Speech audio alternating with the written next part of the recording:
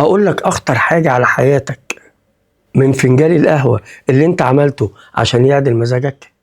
قعدت تحضر فيه وظبطت كل حاجة فيه بالشعرة، وبعدين انشغلت، مكالمة، تفكير، تهت، دقيقة ورا دقيقة، ولما افتكرت القهوة كانت بردت. هي دي المشكلة. دي مش بس القهوة اللي بردت، دي تفاصيل كتير في حياتنا بتبرد واحنا مشغولين بحاجات تانية. ناس كنا بنحبهم سيبناهم على الهولد، رجعنا ما لقيناهمش. أحلام كتيرة كنا بنجري وراها، وقفنا شوية الدنيا جمدتها. نفسنا اللي كنا بنسمعه زمان ونفهمه دلوقتي مشغولين عنه.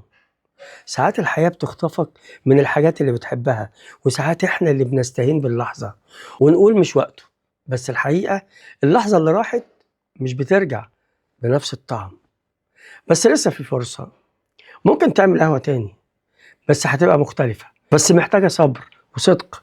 ممكن ترجع نفسك تاني للحياة، للناس، لنفسك.